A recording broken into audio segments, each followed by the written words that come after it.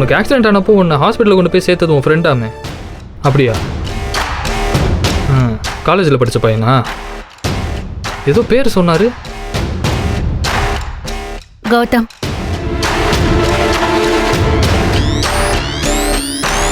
Final இயரில் சேர்ந்து படித்தோம்.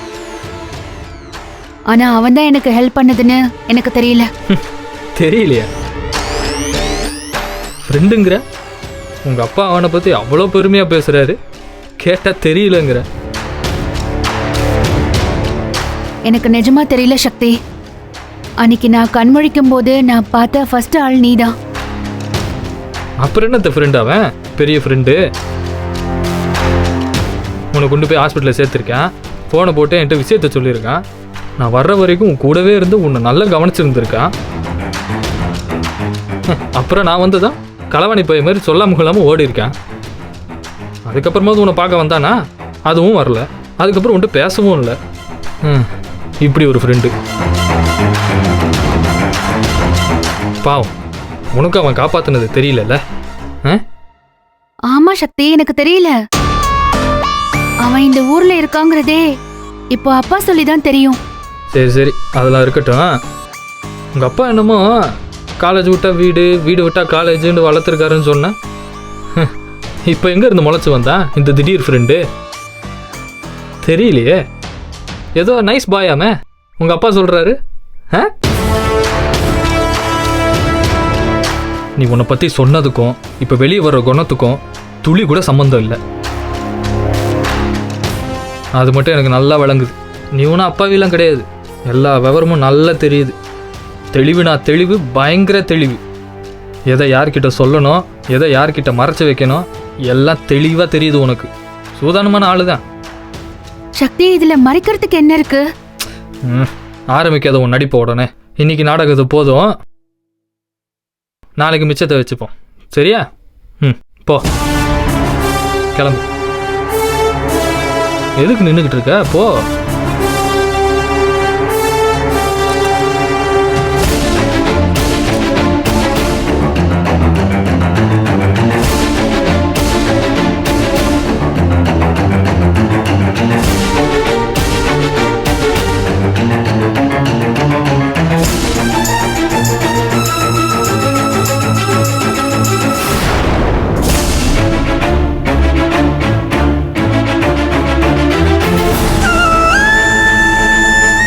அப்பாவிலாம் கிடையாது.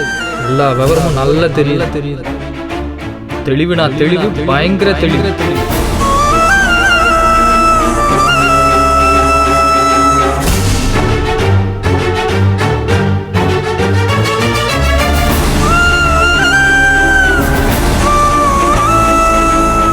எதை யார்கிட்ட சொல்லணும், எதை யார்கிட்ட மறைச்சு வைக்கணும், எல்லாம் தெளிவா தெரியுது உனக்கு. சூதானமான ஆளுதான்.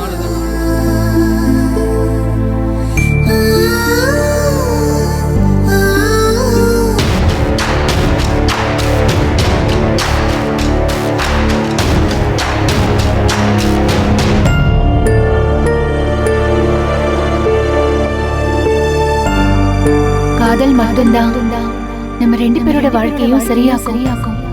லவ் பண்ண சக்தி, நிறைய லவ் பண்ண.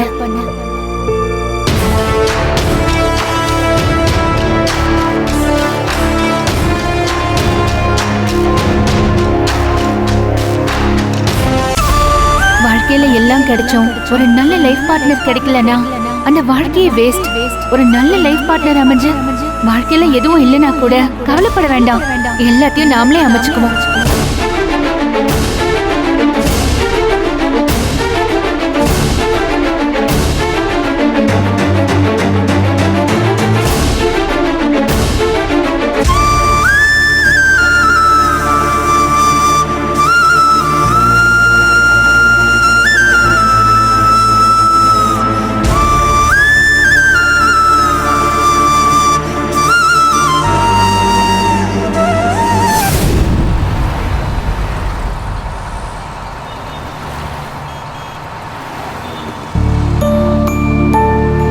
நான் வரேன் தம்பி. Okay sir. Okay sir. வரேன். பார்த்து பத்திரமா போங்க.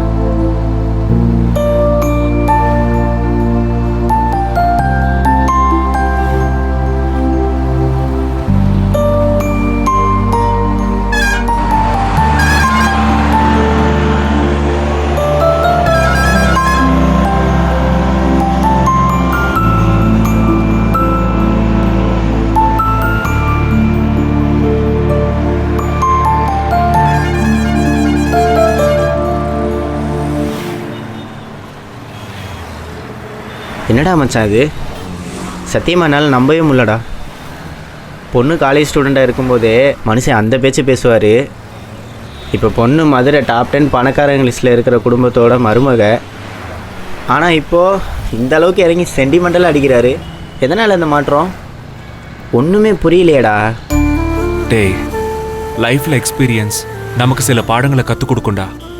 அது நாம் யோசிக்க முடியாத அளவுக்கு ஆழமாக இருக்கும். ஆனால் ஒன்று மட்டும் தெரியுது, எங்கேயோ பலமாக அடி வாங்கியிருக்காரு. அதான் மாறிட்டாரு. என்னவோ நல்லது எது கெட்டது எதுன்னு புரிஞ்சுக்கிட்டாரே, அதுவே போதும்டா. சரி மச்சான், கிளம்பலாம். மதியானத்துலேருந்து இவர் கூட சுற்றிட்டே இருந்துட்டு மற்ற வேலையெல்லாம் அப்படியே விட்டுட்டே வந்துட்டோம்டா. டைம் வேறு ஆச்சு. சரி கிளம்பலாம் வா. காலையில் மேடம்க்கு வேறு ரிப்போர்ட் கொடுக்கணும். வா போகலாம்.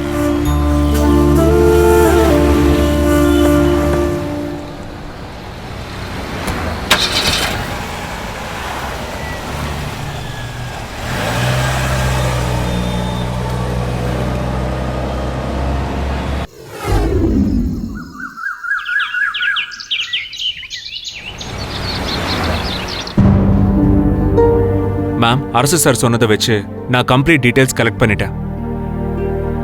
இந்த இடம் மொத்தம் 500 ஏக்கர். அதில் 10 ஏக்கரில் தான் இந்த பிரச்சனை இருக்கு. அவங்க அண்ணன் தம்பிங்க எல்லா இடத்தையும் கொடுத்துட்டு இப்போ நம்மக்கிட்ட வந்து பிரச்சனை பண்ணுறாங்க.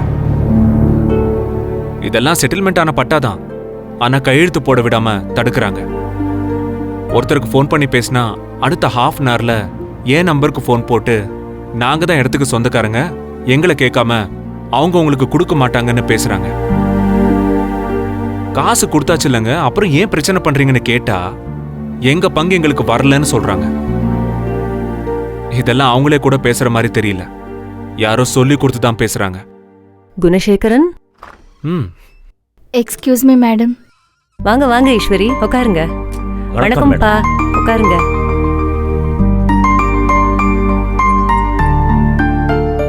சாரி மேம், உங்ககிட்ட அப்பாயின்மெண்ட் வாங்காமலேயே சடனா வந்துட்டோம். நமக்குள்ள எதுக்கு இந்த ஃபார்மாலிட்டிஸ் எல்லாம்? என்ன சாப்பிடுறீங்க? Coffee, tea? இல்ல அதெல்லாம் வேண்டாம், ஒன்றும் வேண்டாம். எதுவும் வேண்டாம். உங்ககிட்ட ஒரு உதவி கேட்க வந்திருக்கோம். ராஜா சொன்னாரு. நேத்து ஆபீஸ் வந்திருந்தீங்களாமே, ம் அவர் சொன்னது நியாயம் தானே? இதுல நான் என்ன செய்ய முடியும்?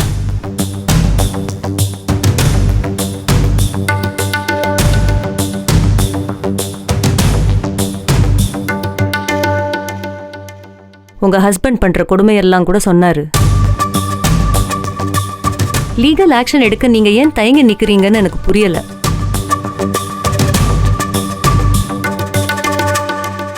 அவருக்கு இன்ஃப்ளூயன்ஸ் இருக்கலாம், பட் டெஃபினட்டா நியாயம் தர்மத்துக்கு கட்டுப்பட்டு சில பேர் இருக்கதானே செய்யறாங்க. அவங்கள யாரையாவது அப்ரோச் பண்ணி உங்க பொண்ணை காப்பாத்தலாமே. ஓகே, வெளியில இருந்து இது செய்யுங்க அது செய்யுங்கன்னு அட்வைஸ் பண்றது ஈஸி தான், ஆனா அதுக்குள்ள இருந்து பார்த்தாதான் கஷ்டம் தெரியும். I understand. நீங்க ஆக்ஷன் எடுக்கிறதும் எடுக்காததும் உங்க டிசிஷன். ஆனா இதுல எங்களால உங்களுக்கு ஹெல்ப் பண்ண முடியும்னு தோணல.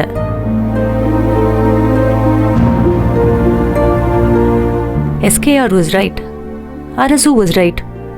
அவங்க என் ஃபேமிலிங்கிறதுனால நான் அவங்களுக்கு சப்போர்ட் பண்ணல, அவங்க நியாயமான மனுஷங்கிறதுனால அவங்க சைடில் இருந்து பேசுகிறேன். எனக்கு சின்ன வயசுலேருந்தே ராஜாவை தெரியும். அவர் பெருமைக்காக எதையும் பண்ணுற ஆள் கிடையாது. நாங்கள் யாரையும் தோக்கடிச்சு மேலே வந்தவங்களும் கிடையாது.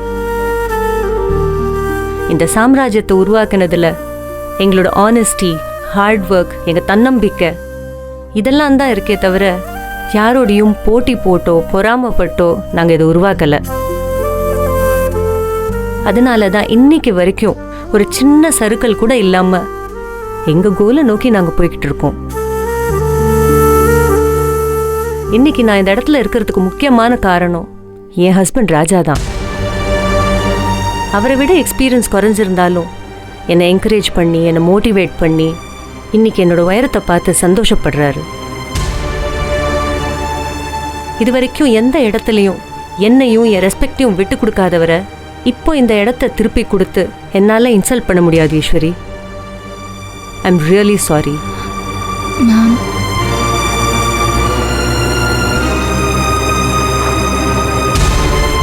Excuse me. Shall we come in? Yes please come in. உட்காருங்க உட்காருங்க.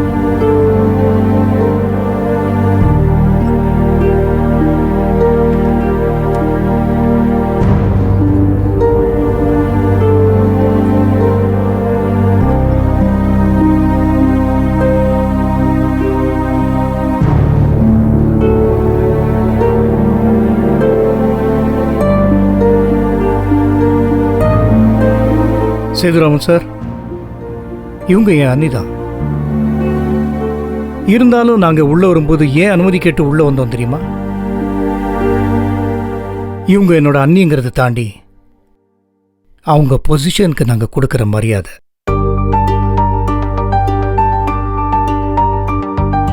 ஆனா நீங்க சார், நான் தான் சார் சொன்னேன்.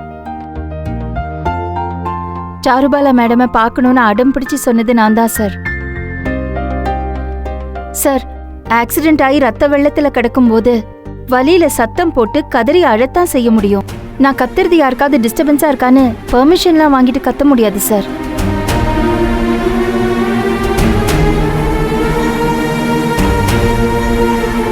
இப்போ வலி எனக்கு தான் சார். அதுல இருந்து தப்பிக்க என்ன வழின்னு நாலா பக்கமும் முட்டி மோதிக்கிட்டு இருக்கேன். எனக்கு இருக்கிற ஒரே நம்பிக்கை சாருபாலா மேம் மட்டும்தான்.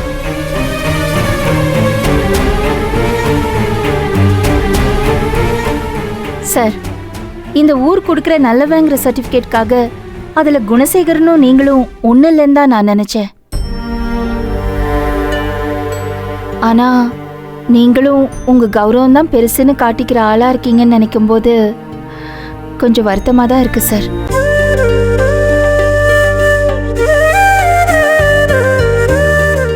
இந்த இடத்தை விட்டு கொடுத்தா நீங்க இழக்கிறது உங்க கௌரவம் மட்டும்தான். ஆனா காப்பாத்த போறது ஒரு சின்ன குழந்தையோட எதிர்காலம் சார்.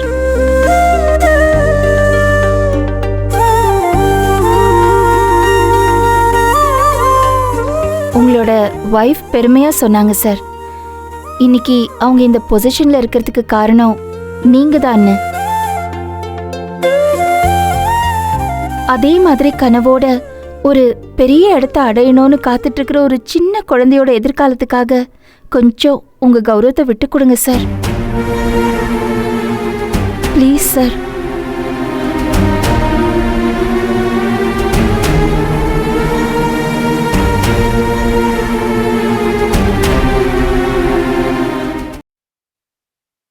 சாரு, எனக்கு என்ன சொல்றதுன்னே தெரியல. இது உன்னோட இடம், நீயே டிசைட் பண்ணிக்கோ. Hope you will take a better decision.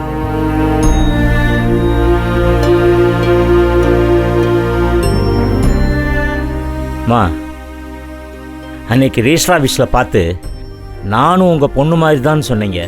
அப்படி நினைச்ச நான் இந்த உதவி உங்ககிட்ட கேட்குறேன். என் பேத்தி வாழ்க்கையை காப்பாத்துங்கம்மா. ப்ளீஸ்.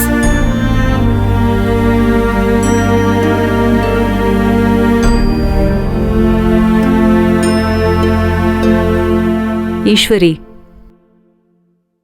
ரொம்ப எமோஷ்னலாக யோசிச்சு டிசிஷன் எடுக்கிறது ஒரு நல்ல பிஸ்னஸ் மேனுக்கு அழகு இல்லை. பட் இதுவே ஒரு கிவ் அண்ட் டேக்கா இருந்தா?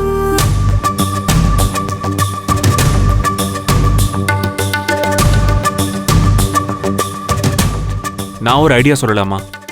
யா, கோ ஹெட். You're right. பிஸ்னஸில் எமோஷனல் டெசிஷன்ஸ் எடுக்கிறது முட்டாள்தனம்.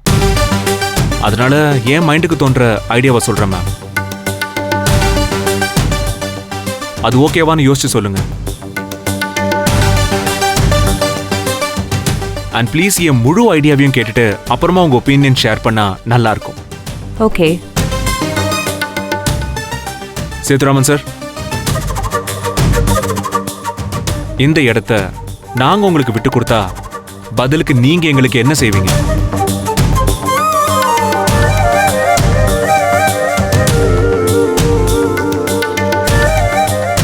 சார் என்கிட்ட கொடுத்த பணத்தை அவர்கிட்டே திருப்பி கொடுத்துட்றேன்.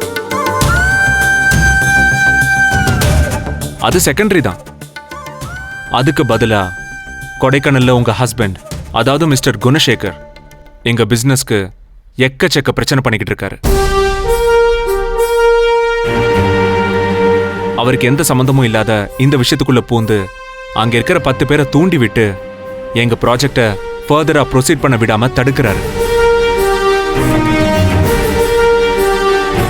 அந்த ப்ராஜெக்ட்ல இருந்து உங்க ஹஸ்பண்ட் பிரச்சனை பண்ணாம மொத்தமா விலகிட்டாருன்னா எங்க வேலை அங்க ஈஸியா முடிஞ்சிடும்.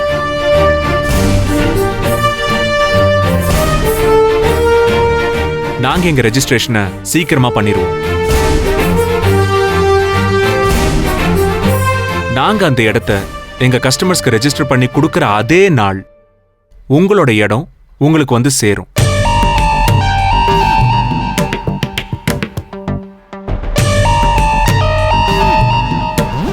ஆனா அப்ப கூட நிச்சயமா குணசேகர் பேர்ல அந்த இடத்த கொடுக்க மாட்டோம்.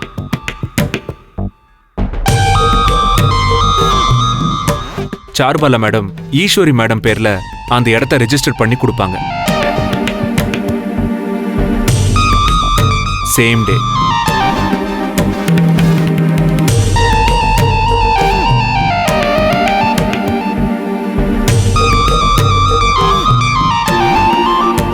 Ma'am okay? Yes, I agree with this 100%. Raja, எனக்கு ஓகே தான். அரசுக்கு கூட சம்மதம் தான் நினைக்கிறேன். ஆமாண்ணே. குணசேகரனை விலக்கி விட்டோம்னா நமக்கு உடனே பிஸ்னஸ் ஆகிடும். I think it's okay with me too. இதான் மேடம் எங்க டீல். உங்க ஹஸ்பண்ட் கிட்ட பேசி இதுக்கு சம்மதம் வாங்கிட்டு வாங்க, நாம பேசுவோம்.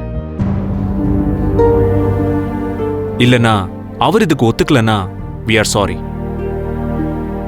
இதுல நாங்க எதுவும் செய்ய முடியாது.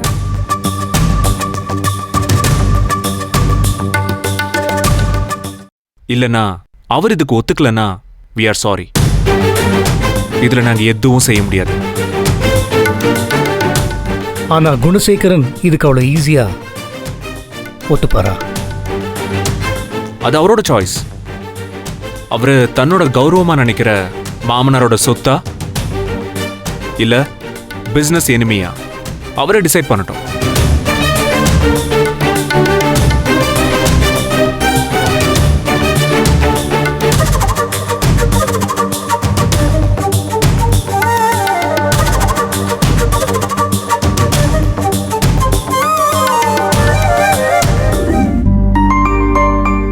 காஃபி சாப்பிடுங்க சார். பரவாயில்ல தம்பி, பரவாயில்ல சாப்பிடுங்க. தேங்க்யூ.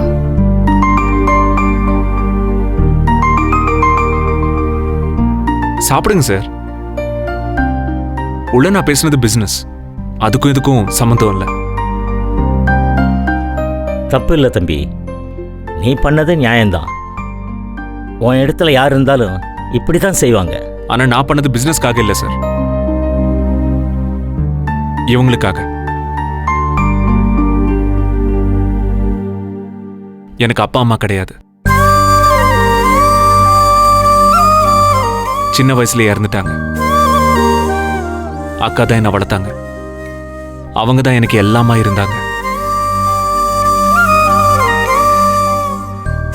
பட் லாஸ்ட் இயர் ஒரு 6 மாசத்துக்கு முன்னாடி அவங்க மாமா, அவங்க குழந்தை எல்லாருமே என்னை பார்க்க ஹைதராபாத் வரும்போது ஆக்சிடென்ட்ல இறந்துட்டாங்க.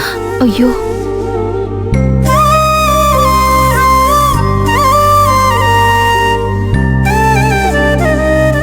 என் அக்கா முகம் அப்படியே உங்ககிட்ட இருக்கு.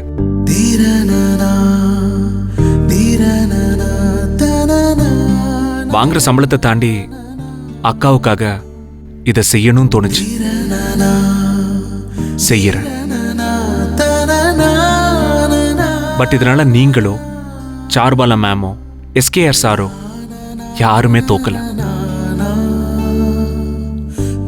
ஆனா ஒரு விஷயம், இது நடக்கணும்னா நீங்க ரொம்ப ஸ்ட்ராங்கா உங்க ஹஸ்பண்ட் கிட்ட பேசணும். ஒன்னு விட்டு கொடுத்தாதான் இன்னொன்னு கிடைக்கும்னு அவருக்கு புரியணும். ரொம்ப கராரா பேசுங்க, நிச்சயம் ஒத்துக்குவாரு. எங்க சைட்ல இருந்து நாங்களும் மிஸ்டர் குணசேகர் கிட்ட பேசுறோம். ஆனா உங்களால தான் முடியும். உங்க ஸ்ட்ரென்த் உங்க கண்ணுல தெரியுது. போய் பேசுங்க. All the best. பேசுறேன் தம்பி. ரொம்ப தேங்க்ஸ்.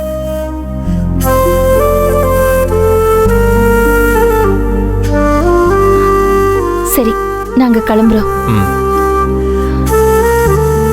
தேங்க்யூ. வரேன்ப்பா. ஆ